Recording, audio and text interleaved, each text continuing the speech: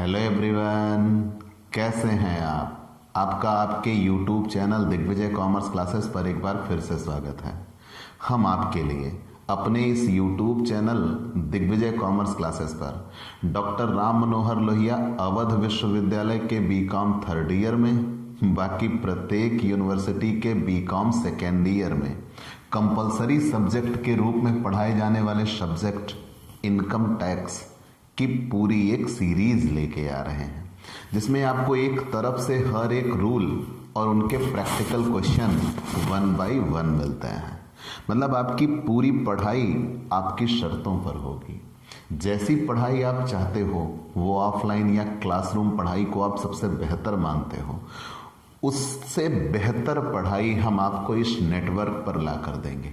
आपकी पूरी पढ़ाई आप जैसी चाहते हो वैसी होगी, आपके घर बैठे होगी, आपकी शर्तों पर होगी।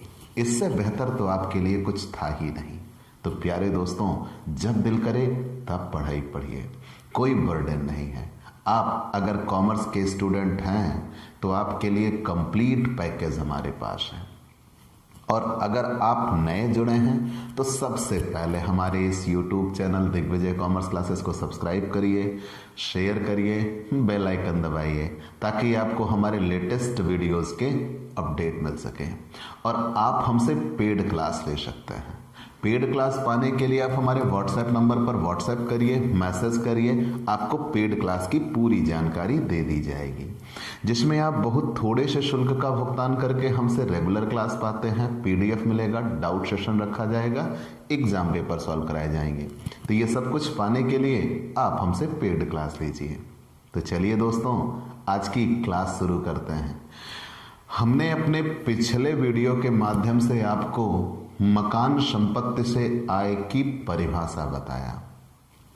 परिभाषा में आपने ये जाना कि करदाता के स्वामित्व वाले मकानों तथा उससे लगी जमीनों के वार्षिक मूल्य पर कर लगता है। जब आपने ये डेफिनेशन पढ़ी कि करदाता के स्वामित्व वाले मकानों तथा उससे लगी जमीनों के वार्षिक मूल्य पर कर लगता है, और इसमें उन्हीं मकानों को शामिल किया जाता है जिनमें मालिक स्वयं रहता हो या किराए पर उठाया हो, या कुछ समय स्वयं रहा हो, कुछ समय किराए पर उठाया हो। लेकिन यहाँ उन मकानों को मूल्यांकित नहीं किया जाता जिनमें मालिक अपना स्वयं का व्यापार चलाता हो। आपने ये डेफिनेशन पढ़ी थी, ठीक है? उम्मीद है आपको ये डेफिनेशन अच्छे से तैयार हो गई होगी। प्यारे दोस्तों, इनकम टैक्स में कोई भी डेफिनेशन दी नहीं गई है, लेकिन लिखने को आती ज़रूर है। मान लीजिए 2 नंबर में लिखने को आ गया कि मकान संपत्ति से आय से आप क्या समझते हैं। 10 नंबर में भी आता है कि मकान संपत्ति से आय से आप क्या समझते हैं, वार्षिक मूल्य की गणना बताइए या कटौतियां बताइए। तब आप क्या करेंगे? तो ये डेफिनेशन लिखना होगा कि करदाता के स्वामित्व वाले मकानों तथा उससे लगी जमीनों के वार्षिक मूल्य पर कर लगता है। ठीक, इसमें उन्हीं मकानों को शामिल किया जाता है जो किराए पर उठे हों या जिनमें मालिक स्वयं रहा हो। ठीक, और अगर कुछ समय मालिक स्वयं रहा, कुछ समय किराए पर उठा दिया, वो भी यहाँ मूल्यांकित किए जाएंगे। लेकिन उन मकानों को यहाँ पर मूल्यांकित नहीं किया जाता जिन्हें में अपने स्वयं का व्यापार मालिक चलाता हो, उन्हें हम यहाँ पर मूल्यांकित नहीं करते। फिर आपने वार्षिक मूल्य शब्द की गणना सीखी। वार्षिक मूल्य है क्या? Annual value. आप वर्ष भर में उस मकान से जितना कमा सकते हो वही उस मकान की एनुअल वैल्यू कहलाती है। मतलब सालाना आप उस मकान से जितना कमा सकते हो वही उस मकान की एनुअल वैल्यू है। तो एनुअल वैल्यू हमेशा प्रश्न में दी जाएगी। एनुअल वैल्यू आपको वैल्यूएट करना होगा। एनुअल वैल्यू वैल्यूएट करने के लिए हमने नियम बताया। क्या? मैंने ये कहा जैसे ही आपको एनुअल वैल्यू निकालना हो, एनुअल वैल्यू ही हाउस प्रॉपर्टी की सबसे बड़ी पूंजी है। हाउस प्रॉपर्टी में सिर्फ 2 ही चीजें तो पढ़नी है, एनुअल वैल्यू, कटौती। तो एनुअल वैल्यू जब हमें निकालना है भाई, आपने डेफिनेशन पढ़ी ना कि करदाता के स्वामित्व वाले मकानों तथा उससे लगी जमीनों के वार्षिक मूल्य पर कर लगता है। तो सबसे पहले हमें वार्षिक मूल्य क्लियर करना है, एनुअल वैल्यू। एनुअल वैल्यू कहते किसे हैं? हम वर्ष भर में मकान से जितना कमा सकते हैं वही उस मकान की एनुअल वैल्यू कहलाती है। लेकिन एनुअल वैल्यू हमें निकालना हो तो सबसे पहले हम ये देखेंगे मकान में किया क्या जा रहा है।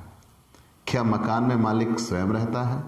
अगर मकान में मालिक स्वयं रहता है और उस मकान से कोई लाभ प्राप्त नहीं करता तो उस मकान की नेट एनुअल वैल्यू निल होती है। क्या मालिक उसको किराए पर उठा देता है? अगर मकान किराए पर उठा हुआ है, लेट आउट, तो उस पर दो नियम हैं। जब रेंट कंट्रोल एक्ट 1972 अप्लाइड ना हो और जब रेंट कंट्रोल एक्ट 1972 अप्लाइड हो। ठीक है, और हम ये पहचान कैसे करेंगे? प्रश्न में स्टैंडर्ड रेंट दिया होगा। अगर प्रश्न में स्टैंडर्ड रेंट दिया है, इंग्लिश तो स्टैंडर्ड रेंट है, हिंदी मानक किराया, मान्य किराया, प्रमाप किराया, किसी भी नामों से आप जान सकते हैं। लेकिन अगर प्रश्न में स्टैंडर्ड रेंट दिया है तो आरसीए अप्लाइड, और अगर प्रश्न में स्टैंडर्ड रेंट नहीं दिया है तो आरसीए नॉट अप्लाइड। तो आपको ये ध्यान देके क्वेश्चन सॉल्व करने होंगे। तो आइए आज प्रैक्टिकल क्वेश्चन की बारी। प्यारे दोस्तों, हम आपको 100 आउट ऑफ 100 दिलाने का मादा रखते हैं, बशर्ते आप नियमों को एकदम तैयार कर लें। ठीक, इनकम टैक्स सबसे सिंपल सब्जेक्ट है और सबसे टफ है। आप पर डे का पर डे तैयार करिए, बस कुछ नहीं है इसमें। देखिए, इलस्ट्रेशन फर्स्ट। मैंने बार बार आपसे बताया, मजबूरन हम इलस्ट्रेशन पे टिके बैठे हैं। क्यों? कारण यह है कि इनकम टैक्स केवल रूल की एक पूंजी है, केवल रूल है, और हम क्वेश्चन पे आपको जाएंगे तो उन्होंने सारे रूल एक साथ पढ़ लेने के बाद वो क्वेश्चन बनाए हैं, और आपको एक एक रूल क्लियर करते हुए क्वेश्चन सॉल्व करने हैं। तो आप क्वेश्चन नहीं सॉल्व कर पाइएगा, सॉरी है, तब तक नहीं सॉल्व कर पाइएगा जब तक आप सारे रूल क्लियर नहीं कर लेते। तो इसलिए पहले हम इलस्ट्रेशन पे ही रहते हैं, ये हमारी मजबूरी है। ठीक, अन्यथा हमें भी इलस्ट्रेशन लगाना पसंद नहीं है। चलिए, और वैसे भी एग्जाम में इलस्ट्रेशन आने के पूरे आसार हैं। मिस्टर एक्स 3 मकानों का स्वामी है, तीनों अलग अलग वैल्यूएट होंगे। 3 मकानों का स्वामी है जो सब किराए पर उठे हुए हैं, लेट आउट, और किराया नियंत्रण अधिनियम के अंतर्गत नहीं आते। साफ साफ लिखा है आरसीए नॉट अप्लाइड। आगे बढ़ गए, निम्न विवरण से प्रत्येक दशा में ग्रॉस एनुअल वैल्यू निकालिए। मैंने पहले ही कहा, अधिनियम में एनुअल वैल्यू ही दिया गया है, हम अपनी सुविधा अनुसार ग्रॉस एनुअल वैल्यू और नेट एनुअल वैल्यू 2 शब्दों में उसको बांट के ले आते हैं। पहले मकान का municipal value 30,000, fair rent 36,000, actual rent receive 32,000। दूसरे मकान का municipal value 20,000, fair rent 24,000, actual rent receive 28,000। तीसरे मकान का 35,000 municipal value, fair rent 32,000, actual rent receive 30,000। तीनों का हमें अलग अलग निकालना होगा। कोई दिक्कत नहीं है, निकालते हैं, एक एक करके निकालते हैं। तो मैंने कहा था कि सबसे पहले हमें एनुअल वैल्यू निकालना सीखना होगा। तो यहाँ इन्होंने एनुअल वैल्यू का ही क्वेश्चन बनाया हुआ है। आइए हम पहले शीर्षक बना लेते हैं। भाई, जो चीज़ हमें निकालना होगा, इनकम टैक्स में मैंने बताया ना कि ये पता होता है कि आपको शीर्षक बनाना है। ठीक है, सबसे पहला काम शीर्षक बनाते हैं। तो computation of gross annual value, computation of gross annual value, gross annual value.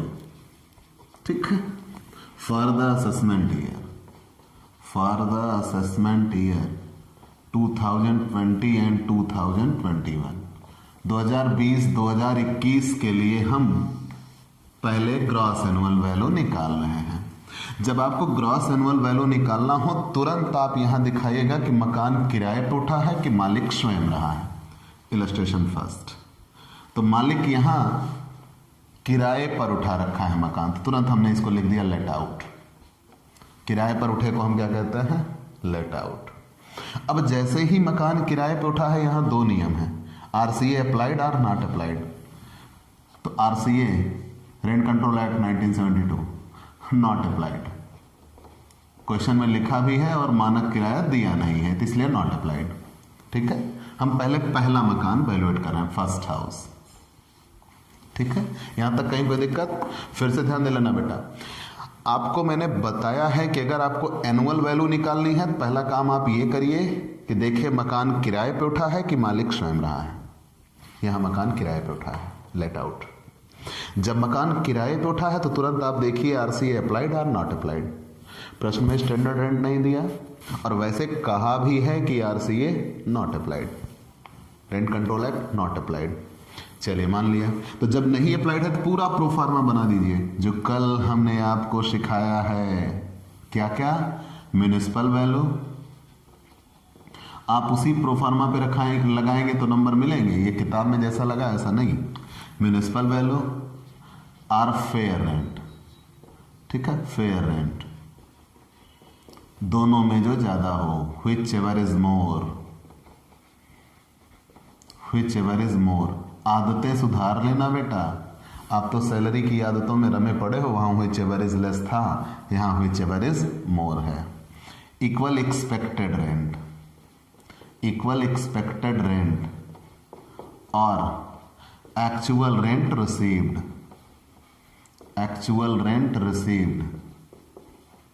ठीक, ग्रॉस एनुअल वैल्यू, यहां whichever is more, whichever is more, gross annual value,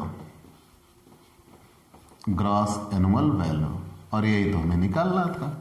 ठीक है, तो हमने क्या कहा, पहले देखिए आपको एनुअल वैल्यू निकालना है।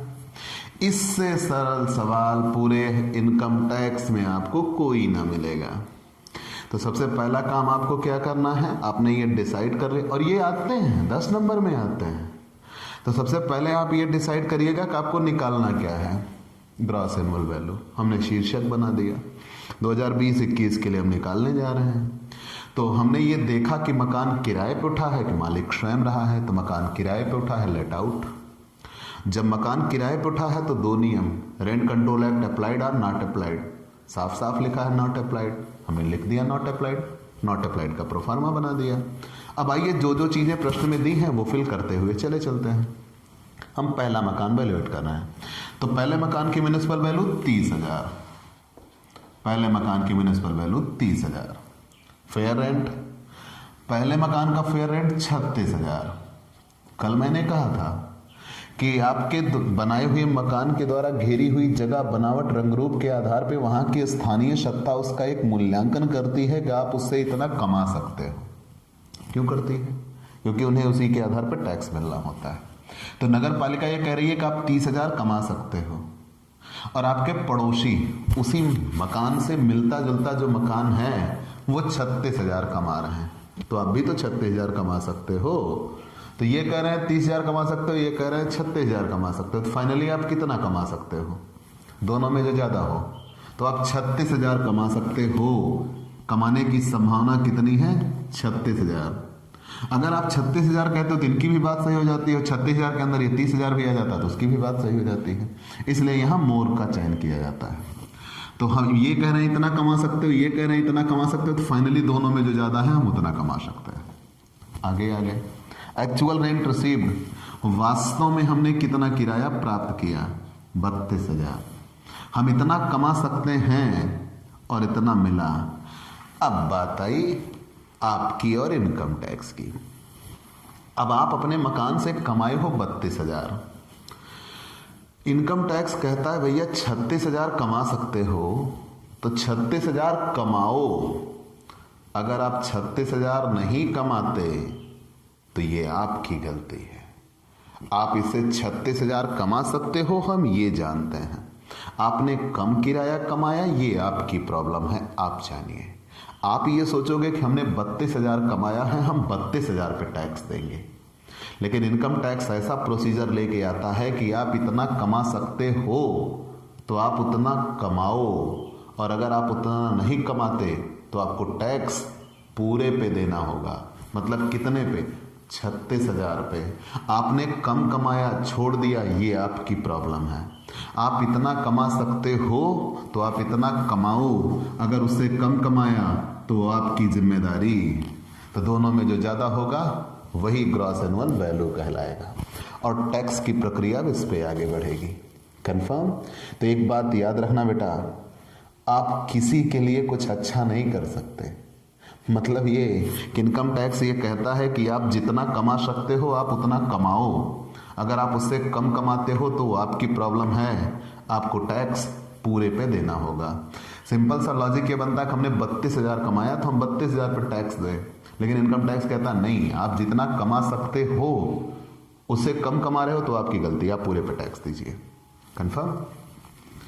आप स्क्रीनशॉट ले लीजिए, पहला क्वेश्चन सॉल्व हो चुका है। आंसर 36,000। ठीक है, पहले क्वेश्चन का पहला पार्ट सॉल्व। हम दूसरे पार्ट पे आते हैं। भाई पूरा फॉर्मेट यही है।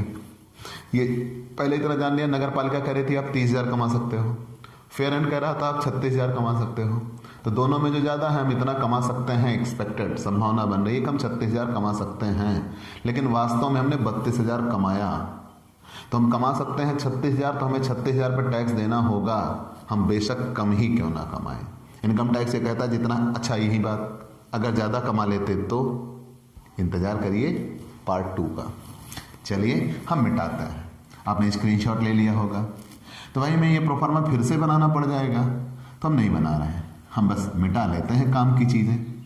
हम पहले क्वेश्चन का दूसरा पार्ट हल करते हैं। ठीक है, पहले क्वेश्चन का पार्ट 2। अब पार्ट 2 पे आते हैं तो वही क्वेश्चन है, किराए पर उठा हुआ है, आरसीए नॉट अप्लाइड है, तो पूरा प्रोफार्मा फिर से बन गया।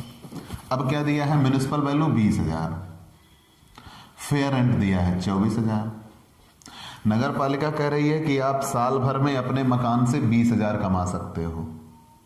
उचित किराया कह रहा नहीं नहीं नहीं, आप 24,000 कमा सकते हो। मतलब उसी मोहल्ले में मिलती जुलती संपत्ति का जो किराया है वो 24,000 रुपए है। तो अगर उसी मोहल्ले में मिलती जुलती संपत्ति का जो किराया है वो जितना कमा रहे हैं उतना आप भी कमा सकते हो, 24,000 आप कमा सकते हो। और ये म्युनिसिपल वैल्यू कह रही है कि आप इतना कमा सकते हो, तो फाइनली आप कितना कमा सकते हो, दोनों में जो ज्यादा है आप उतना कमा सकते हो, मतलब 24,000। ठीक, चलिए मान लिया। अब अगर आप 24,000 कमा सकते हो, यहां तक तो कहीं कोई दिक्कत नहीं है। बार बार बताया ना, म्युनिसिपल वैल्यू उस मकान के द्वारा घेरी हुई जगह, बनावट, रंग रूप के आधार पे वहां की स्थानीय सत्ता उसका एक मूल्यांकन करती है, और ये कह रहे हैं कि आप इतना कमा सकते हो। उसी मोहल्ले में मिलती जुलती संपत्ति का जो किराया है वो 24,000 है, मतलब आप उतना भी कमा सकते हो। तो दोनों में जो ज्यादा है आप उतना कमा सकते हो। एक्चुअल रेंट रिसीव्ड, वास्तव में आपने 28,000 कमा लिया, मतलब यहां पे आपने ज्यादा किराए पर मकान उठाया। आप जितना कमा सकते थे आपने उतना से ज्यादा कमाया। अब पिछले से तुलना करिए। पिछले में यह कहा गया था कि आप 32,000 कमा सकते थे, 36,000 कमा सकते थे, 32,000 कमाया, मतलब कम कमाए थे, तो टैक्स पूरे पे ले लिया गया। तो यहां ये कह रहे हैं 24,000 कमा सकते हो, 28,000 कमा ले रहे हैं, तो ये हमारी सावधानी है, हमारी चतुराई है, हम इस पर टैक्स नहीं देंगे। भाई पिछली बार हमारी बेवकूफ़ी थी, हम ज़्यादा कमा सकते थे, कम कमाए थे तो हमें ज़्यादा पे टैक्स देना पड़ा। अब अगर हम कम कमा सकते हैं, ज़्यादा कमा ले रहे हैं, तो ये हमारी सावधानी है, हमारी होशियारी है, हम इस पर टैक्स नहीं देंगे। इनकम टैक्स कहता नहीं भाई, अगर आप ज़्यादा कमा रहे हो तो ज़्यादा पे लेंगे, और अगर आप जितना कमा सकते हो उससे कम कमा रहे हो तो फिर भैया पूरे पे लेंगे। मतलब इनकम टैक्स चित्त भी हमारी, पट्ट भी हमारी, हमें मौके नहीं दे रहा। अगर हम जितना कमा सकते हैं उससे कम कमा रहे हैं तो जितना कमा सकते थे उस पे टैक्स लेगा। अगर हम जितना कमा सकते थे उससे ज्यादा कमा रहे हैं तो जब ज्यादा कमा ले रहे हैं तो ज्यादा पे टैक्स ले लेगा, कहेंगे पाए हो लॉस टैक्स। तो यहां क्या होगा, व्हिच एवर इज मोर, दोनों में जो ज्यादा होगा वो होगी ग्रॉस एनुअल वैल्यू। मतलब टैक्स की प्रक्रिया किस पर आगे बढ़ेगी, 28,000 पे। ये भी आपका क्वेश्चन सॉल्व हो गया, पहले एग्जाम्पल का पार्ट 2। अब आइए पहले एग्जाम्पल के पार्ट 3 पे आता है। स्क्रीनशॉट ले, आपको बार बार बनाना होगा, मैंने तो मिटा लिया था, अब मैं नहीं मिटा सकते, आपको बार बार बनाना होगा। चलिए पार्ट थ्री,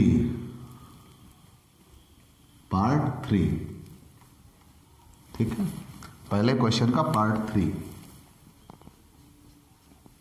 क्या दिया हुआ है? Municipal value 35,000, fair rent 32,000, actual rent receive 30,000। वही पहले क्वेश्चन जैसा, municipal value 35,000, fair rent 32,000। Municipal value कह रही है आप 35,000 कमा सकते हो, फेयर रेंट कह रहा नहीं आप 32,000 कमा सकते हो। तो दोनों में जो ज़्यादा है, हम कितना कमा सकते हैं? 35,000 कमा सकते हैं। और वास्तव में हमने कितना कमाया? 30,000 कमाया। जब हम जितना कमा सकते हैं उससे कम कमा रहे हैं तो हमारी गलती है। हमें टैक्स कितने पे देना होगा? 35,000। दोनों में ज़्यादा कौन है? 35,000। ठीक आंसर आसानी से लग जाएगा, बशर्ते आप केवल और केवल अपने नियमों पर स्ट्रिक्ट बने रहिएगा। ठीक है, अब हम आते हैं इलस्ट्रेशन 2 पर। चलिए इसे मिटा लेते हैं भाई। आप स्क्रीनशॉट लेके रखा करिएगा तत्काल। इलस्ट्रेशन 2,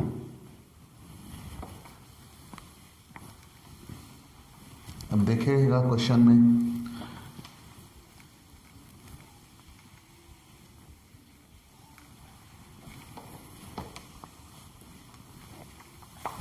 देखिए, कह रहे हैं मिस्टर यक्स 4 मकानों का स्वामी है, बढ़िया है, जो सब किराए पर उठे हुए हैं, लेट आउट, और रेंट कंट्रोल एक्ट के अंतर्गत आते हैं, आरसीए अप्लाइड। निम्न विवरण से प्रत्येक दशा में सकल वार्षिक मूल्य ज्ञात कीजिए, ग्रॉस एनुअल वैल्यू निकालनी है। तो भाई हमने शीर्षक तो बना ही रखा है, computation of gross annual value. तो चलिए, जब हमने शीर्षक बना ही रखा है तो हम उसी चेन को आगे बढ़ा देते हैं। तो सबसे पहले लेट आउट है, पहला मकान हम वैल्यूएट कर रहे हैं, लेट आउट। लेट आउट है, तुरंत देखते हैं आरसीए अप्लाइड और नॉट अप्लाइड। तो यहाँ कहा है आरसीए अप्लाइड है, आरसीए अप्लाइड। किराया नियंत्रण अधिनियम 1972 लागू, जो बढ़े हुए किराए की संभावना पे रोक लगाता है। कैसे फॉर्मेट बनेगा? म्युनिसिपल वैल्यू, म्युनिसिपल वैल्यू और fair rent, whichever is more, which ever is मोर।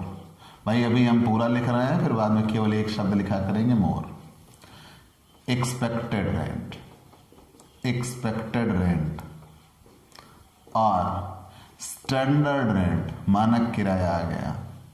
ठीक है, which ever is less, which ever is less, यही एक जगह लेस मिलेगा, बाकी हर जगह मोर मिलेगा। So expected rent, so expected rent, so expected rent or actual rent received, actual rent received, whichever is more,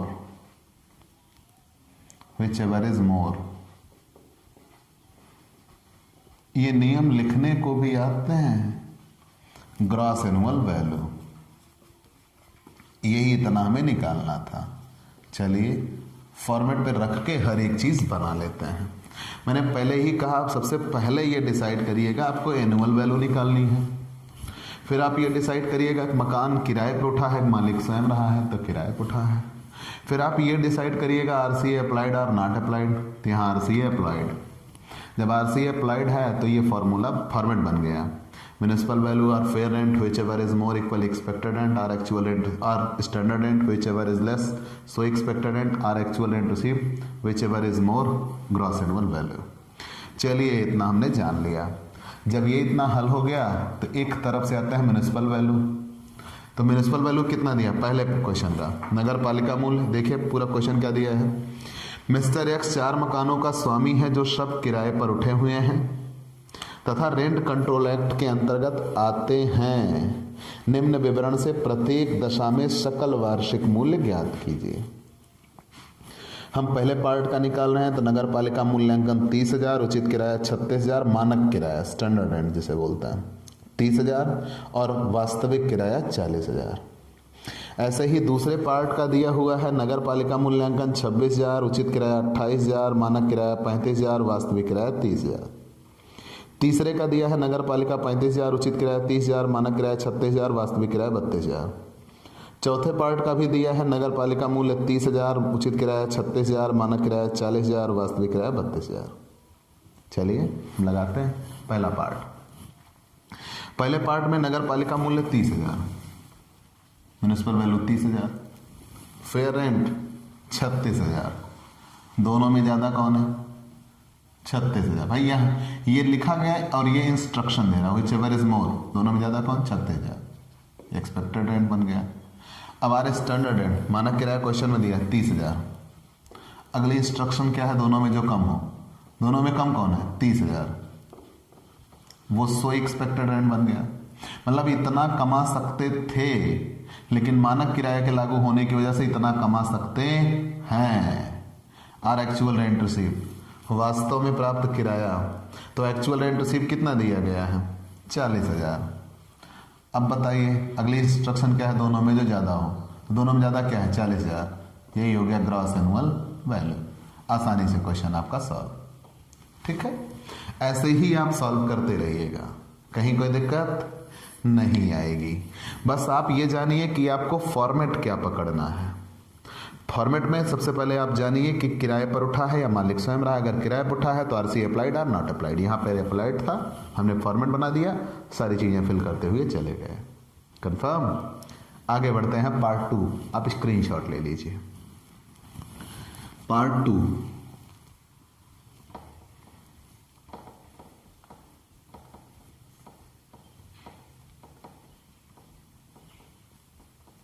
देखिए पार्ट 2 में क्या दिया होगा। भाई हम 2 लगा दे रहे हैं, 1 2 आप भी लगा लीजिएगा। नगर पालिका मूल्यांकन 26,000, उचित किराया 28,000, मानक किराया 35,000, वास्तविक किराया 30,000। तो चलिए नगर पालिका मूल्यांकन 26,000, फेयर रेंट 28,000। दोनों में ज़्यादा कौन? 28,000। मानक किराया स्टैंडर्ड रेंट, मानक किराया दिया हुआ है 35,000। दोनों में कम कौन? 28,000। Or actual rent receive 30,000। दोनों में ज़्यादा कौन? 30,000। ठीक, ग्रॉस एनुअल वैल्यू। आंसर निकल के आ गया। ऐसे ही आप तीसरा और चौथा पार्ट हल कर लीजिएगा, कहीं कोई दिक्कत नहीं होगी। चलिए इतना तो आपने जान लिया। थर्ड और फोर्थ आप हल कर सकते हैं। अब हम आते हैं इलस्ट्रेशन 3 के का खंड पे, जिसमें 5 मकान दिए हैं। आइए एक एक हम लगाते हैं। इलस्ट्रेशन 3। निम्न सूचनाओं के आधार पर कर निर्धारण वर्ष 2020-21 के लिए मकान संपत्तियों के वार्षिक मूल्य की गणना कीजिए। क्या क्या दिया है? पहला, दूसरा, तीसरा, चौथा, पांचवा, 5 क्वेश्चन दिए गए हैं। पहला देखते हैं। उचित किराया, नगर पालिका मूल्यांकन, प्राप्त किराया, मानक किराया नहीं है। मतलब पहले मकान में आरसीए नॉट अप्लाइड। और नगर पालिका कर 2019-20 के लिए 2,500 दिया। एक नियम ध्यान दे लीजिए, नगर पालिका कर का एक विशेष महत्व है। नियम यह है कि नगर पालिका कर हमेशा घटाए जाते हैं, बस उनका मालिक ने भुगतान किया हो। और सबसे बड़ी बात यह है कि वो चाहे जब के हों, चाहे वो गत वर्ष के हों, चाहे पिछले वर्ष के हों, चाहे आगे एडवांस के रूप में दिया जाए, डजंट मैटर। मालिक ने अगर भुगतान किया है तो वो पूरा पूरा घटेगा, उसके समय से कोई मतलब नहीं होता। मतलब आप ऐसा पढ़ लीजिए कि नगर पालिका कर हमेशा घटाया जाएगा, चाहे जब का और चाहे जितना मालिक ने दिया हो।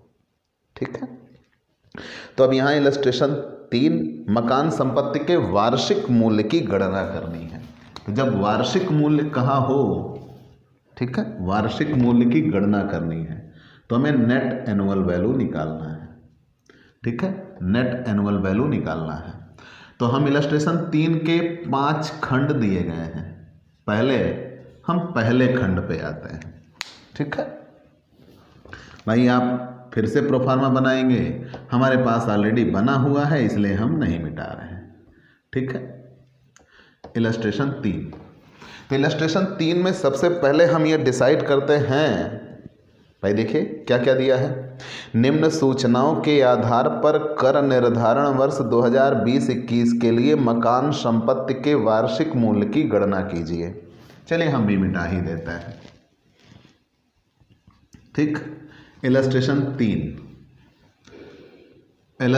3 मकान संपत्ति के वार्षिक मूल्य की गणना करनी है। 5 खंड दिए गए हैं, पहला, दूसरा, तीसरा, चौथा, पांचवा अलग अलग निकलेगा। पहले खंड के लिए है उचित किराया 30,000, नगर पालिका 25,000, प्राप्त किराया 28,800, मानक किराया नहीं दिया है और नगर पालिका कर दिया 2019-20 के लिए 2,500। आइए फॉर्मेट बनाते हैं। तो सबसे पहले ये देखिए मकान किराए पर उठा हुआ है क्योंकि प्राप्त किराया दिया हुआ है, किराया मिला मतलब मकान किराए पे उठा है। अब अगर मकान किराए पे उठा है तुरंत हम यहाँ कहेंगे लेट आउट, फिर तुरंत देखेंगे RCA applied or not applied. तो यहाँ मानक किराया नहीं दिया है मतलब not applied, RCA not applied. अब अगर आरसीए नॉट अप्लाइड है तो municipal value or fair rent whichever is more equal expected rent और actual rent received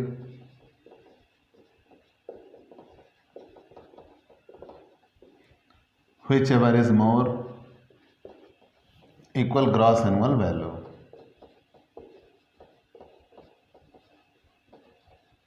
less deduction, less municipal tax paid by owner, municipal tax paid by owner, municipal tax paid by owner, net annual value, municipal tax paid by owner, net annual value. तो देखिए एक एक तरफ से हम आते हैं, पहला पार्ट हल करते हैं। म्यूनिसिपल वैल्यू 25,000 दिया हुआ है, फेयर रेंट 30,000 दिया हुआ है। भाई पहले आप पूरा शीर्षक बना लेते हैं कि मकान किराए पे उठा हुआ है और किराया नियंत्रण अधिनियम लागू नहीं है, तो हमने पूरा फॉर्मेट बना लिया। तो म्यूनिसिपल वैल्यू 25,000, फेयर रेंट 30,000, दोनों में जो ज़्यादा मतलब 30,000, फिर एक्चुअल रेंट रिसीव्ड 28,800, फिर यहाँ कहते हैं दोनों में जो ज़्यादा 28,800 और 30,000, तो दोनों में ज़्यादा है 30,000। ठीक, अब less municipal tax paid by owner. तो मैंने भी इसके लिए नियम बताया कि म्यूनिसिपल टैक्स घटे तब घटेगा जब मालिक ने उसका भुगतान किया हो।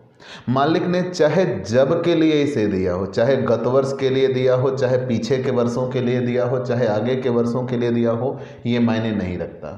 म्यूनिसिपल टैक्स मालिक के द्वारा चुकाए जाएं तो वो हमेशा घटा दिए जाते हैं।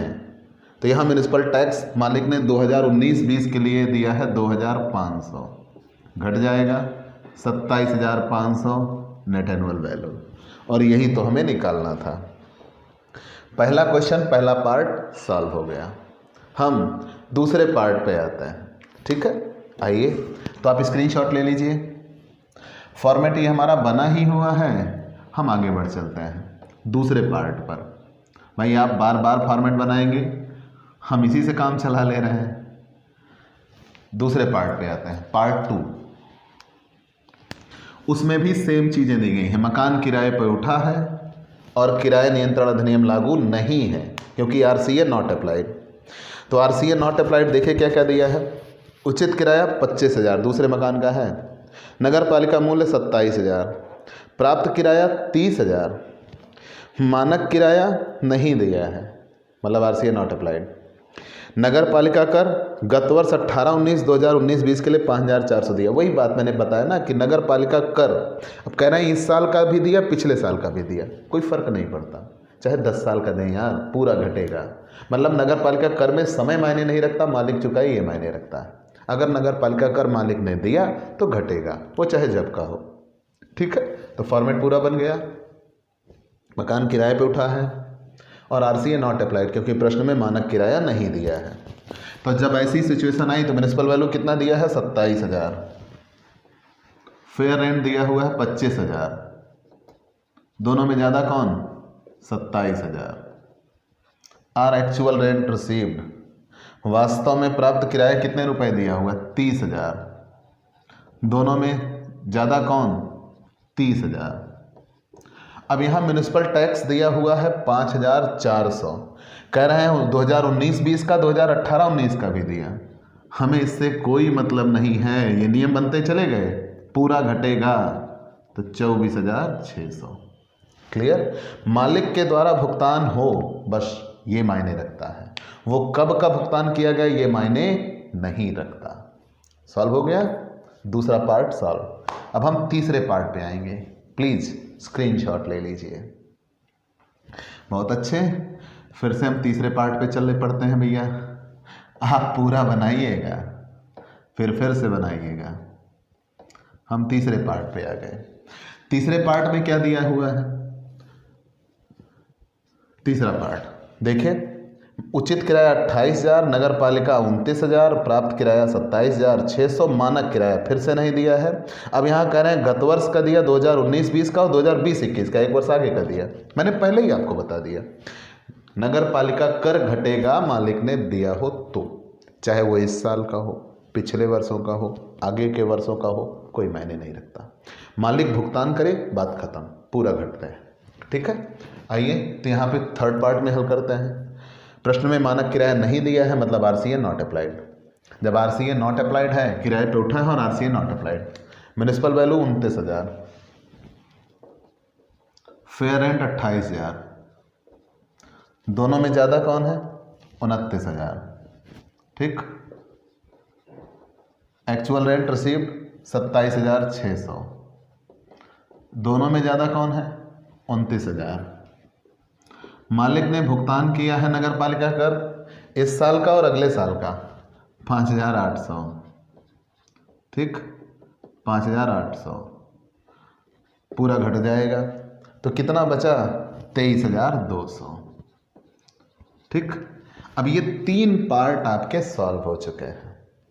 यहां तक तो कहीं कोई दिक्कत नहीं होनी चाहिए। आगे बढ़ जाता है। अब क्वेश्चन में फोर्थ पार्ट हमें सॉल्व करना है। आप स्क्रीनशॉट ले लीजिएगा जी। Fourth part,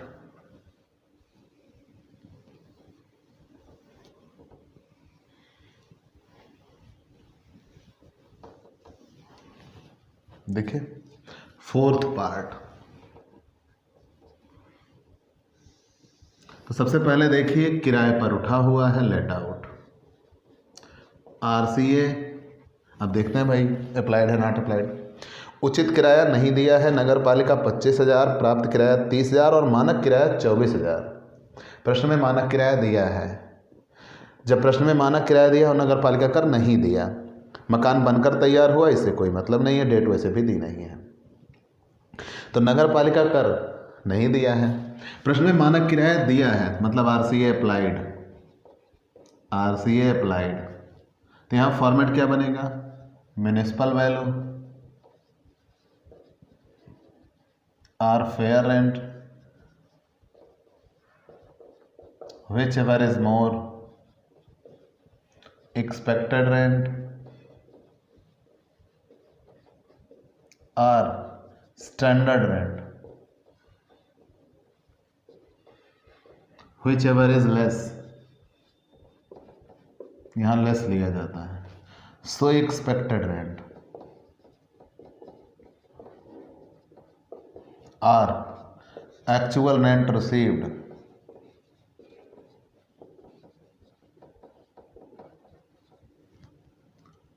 which ever is more,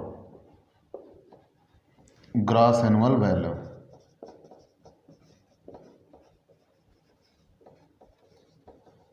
less municipal tax paid by owner, municipal tax paid by owner, net annual value. ठीक, देखिए एक एक चीज।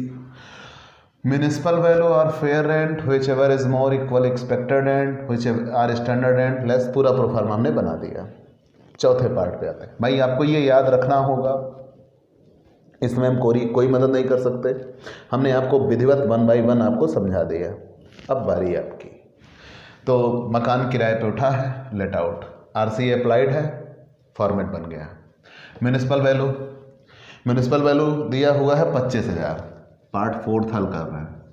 फेयर रेंट नहीं दिया, मतलब नील लिखता है। दोनों में ज़्यादा कौन? 25,000। आर स्टैंडर्ड रेंट मानक किराया 24,000। दोनों में कम कौन? 24,000। भाई विच एवर इज लेस लिखा है ना। आर एक्चुअल रेंट रिसीव्ड, वास्तव में प्राप्त किराया 30,000। दोनों में ज़्यादा कौन? 30,000। Municipal tax paid by owner, municipal tax नहीं दिया है तो नहीं घटेगा, यही 30,000 आ गया। Net annual value, question solve. ठीक है। नगर पालिका कर भुगतान किया हो तभी घटेगा, नहीं तो नहीं घटता। कहीं कोई दिक्कत नहीं होनी चाहिए। चलिए हम 5वें पार्ट पे आते हैं, जो बढ़िया क्वेश्चन है। ठीक है, आप इसका स्क्रीनशॉट ले लीजिए। चलिए हम इसके 5वें पार्ट पे चलते हैं। आपने स्क्रीनशॉट ले लिया होगा जी, बहुत खूब। आप एकदम अलर्ट रहिए। ठीक है भाई, आपको ये फिर से बनाना होगा। हमने तो भाई जितना हमारे काम का है उतना बचा रखा है, बाकी जो हमारे काम का नहीं है मिटा दिया। आइए देखते हैं 5वें पार्ट में क्या दिया हुआ है। उचित किराया फिर से नहीं दिया। नगर पालिका मूल्यांकन 26,000, प्राप्त किराया 2,000 रुपये मासिक। मतलब जब मकान किराए पर उठेगा तो हर महीने 2,000 रुपये इनको किराया मिलेगा। आगे बढ़ जाते हैं कि जब मकान किराए पर उठेगा तो हर महीने इनको 2,000 रुपये मिलेंगे। फिर क्वेश्चन में दिया है मानक किराया। मानक किराया 27,000, एक चीज़ तो मिल गई, मानक किराया दिया है। आगे बढ़ जाते हैं। नगर पालिका कर 1400 के हिसाब 1400 दिया, जो कि 6 महीने का ही दिया है, लेकिन डेट लिखी है मकान बनकर तैयार हुआ 1 अक्टूबर 2019 को। अब यही बात इस क्वेश्चन की सबसे बड़ी बात है। क्या? फिर से देख लीजिए। उचित किराया नहीं दिया, नगर पालिका मूल्यांकन दिया 26,000, ये साल भर का होगा। प्राप्त किराया 2,000 रुपये मासिक, मानक किराया 27,000, ये साल भर का होगा। नगर पालिका कर 1400 दिया 6 माह का। फिर आगे कह रहे मकान बनकर तैयार हुआ 1 अक्टूबर 2019 को। तो बेटा गत वर्ष में हमारे मकान बना ना, तो जब कभी कोई नया स्रोत मिलता है तो उसके लिए गत वर्ष क्या होता है, पहले पाठ में पढ़ाया है कि जब गत वर्ष में कोई नया स्रोत मिलता है तो उस डेट से लेकर 31 मार्च तक हमें गत वर्ष मानना होता है। तो जब ये नया मकान बन के तैयार हुआ है तो उसके लिए गत वर्ष क्या होगा, 1 अक्टूबर से 31 मार्च होगा। क्या? जब कोई न्यू सोर्स मिलता है तो उसके लिए प्रीवियस ईयर क्या होता है, जिस डेट को वो मिलता है उस डेट से लेकर 31 मार्च। तो किस डेट से मिला? 1 अक्टूबर से। तो अक्टूबर, नवंबर, दिसंबर, जनवरी, फरवरी और मार्च, 6 महीने का। इसके लिए मतलब ये मकान केवल 6 महीने ही किराए पर उठ सकता है, क्योंकि ये 1 अक्टूबर को ही बना है, उसके पहले ये मकान था ही नहीं। तो हमें क्वेश्चन 6 महीने के लिए सॉल्व करना होगा। बात समझ में आ गई? मकान 1 अक्टूबर को बनकर तैयार हुआ गत वर्ष में, तो 6 महीने के लिए ही मकान किराए पे उठाया जा सकता है। तो पहले एक एक चीज़ आ जाते हैं। उचित किराया नहीं दिया प्रश्न में, नेल। फिर म्यूनिसिपल टैक्स दिया, म्यूनिसिपल किराया दिया हुआ 26,000 पूरे साल का, तो आधे साल का 13,000। ठीक, दोनों में ज़्यादा कौन है? 13,000। मानक किराया दिया है पूरे साल का 27,000, तो आधे साल का 13,500। ठीक है, आधा कर दिया, तुरंत आधा। दोनों में कम कौन सा है? 13,000। हमने ऐसा आधा क्यों कर दिया? क्योंकि मकान हम केवल 6 महीने के लिए वैल्यूएट कर रहे हैं और ये दोनों सूचना साल भर की दी गई थी। अब आगे 13,000, और वास्तव में किराया 2,000 रुपये प्रतिमाह पर उठाया है। अक्टूबर से 6 महीने ही किराए पर उठेंगे, मतलब कितने महीने उठेगा? 6 महीने, 12,000 मिलेगा। दोनों में ज़्यादा कौन? 13,000। अब म्यूनिसिपल टैक्स इन्होंने 6 महीने के लिए दिया है 1400। यहाँ ध्यान रहे, म्यूनिसिपल टैक्स जितना दिया होता पूरा घटा देते, इन्होंने 6 महीने का ही दिया है तो कोई फर्क नहीं पड़ता। 11,600 नेट एनुअल वैल्यू। आसानी से आपका ये क्वेश्चन सॉल्व हो चुका है। ठीक है, तो प्यारे दोस्तों आप एकदम डटे रहिए, बने रहिए। हम इलस्ट्रेशन 3 के खा पार्ट पे आते हैं। खा पार्ट देखिए, पहले हम इतना मिटा देते हैं भाई। चलिए,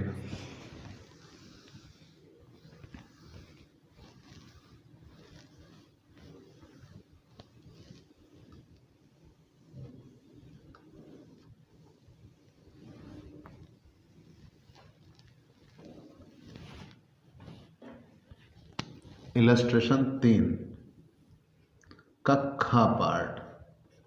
ठीक, क्या दिया है? एक मकान का सकल वार्षिक मूल्य, ग्रॉस एनुअल वैल्यू, नगर पालिका मूल्य, दोनों दिया है। मतलब यही नगर पालिका मूल्य बढ़ते बढ़ते ग्रॉस एनुअल वैल्यू भी बन गया, 1 लाख है। नगर पालिका कर नगर पालिका मूल्य का 20% है। जितना नगर पालिका मूल्य है उसी का 20% है।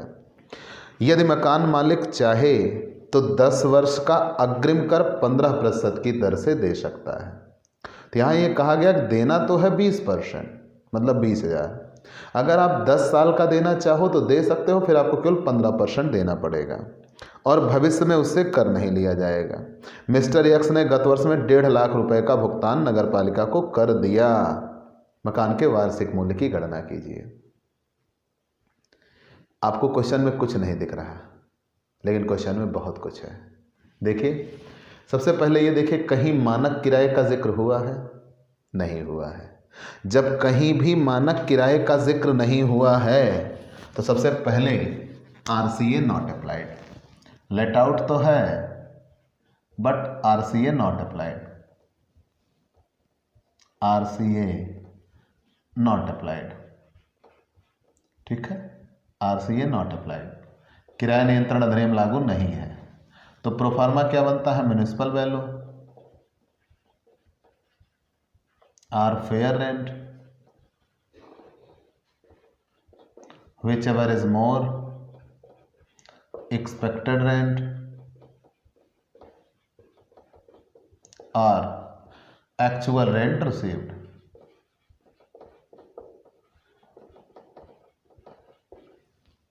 whichever is more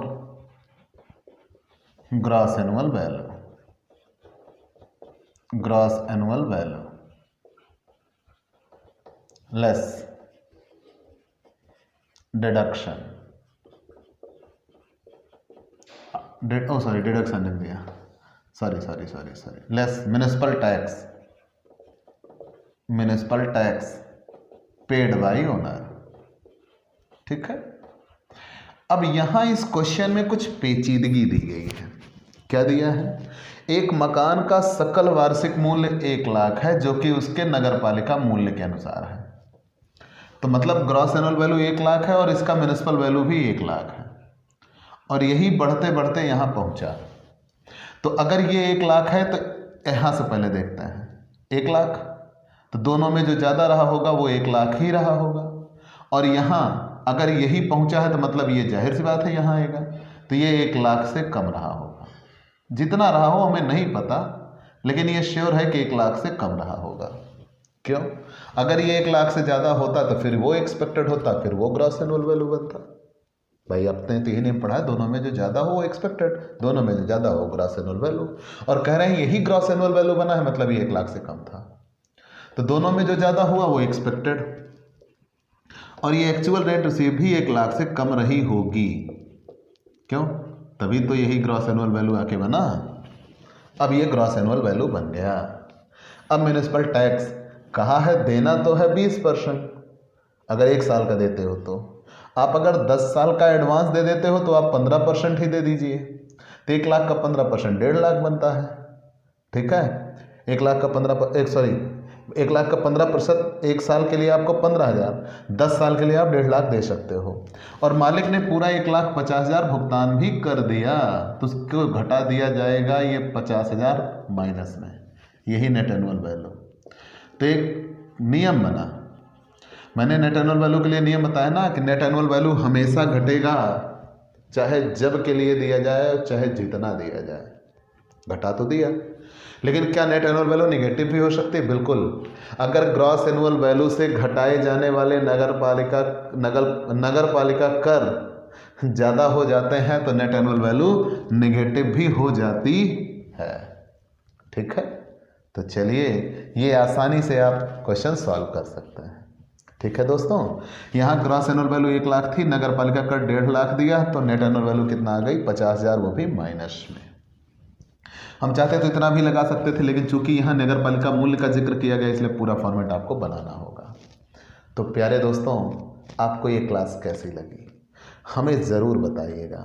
आपके लाइक और कमेंट का हमें इंतज़ार रहेगा। आप अगर हमसे नए जुड़े हैं तो सबसे पहले हमारे इस YouTube channel Digvijay commerce classes को सब्सक्राइब करिए, शेयर करिए, बेल आइकन दबाइए ताकि आपको हमारे लेटेस्ट वीडियोस के अपडेट मिल सकें। और आप हमसे पेड क्लास ले सकते हैं। पेड क्लास पाने के लिए आप हमारे व्हाट्सएप नंबर 9984358237 पर व्हाट्सएप करिए, मैसेज करिए, आपको पेड क्लास की पूरी जानकारी दे दी जाएगी, जिसमें आप बहुत थोड़े से शुल्क का भुगतान करके हमसे रेगुलर क्लास पाते हैं। PDF मिलेगा, डाउट सेशन रखा जाएगा, क्वेश्चन पेपर सॉल्व कराए जाएंगे। तो ये सब कुछ पाने के लिए आप हमसे पेड क्लास लीजिए। तो आज की क्लास में इतना ही, चलते हैं दोस्तों, बाय बाय दोस्तों।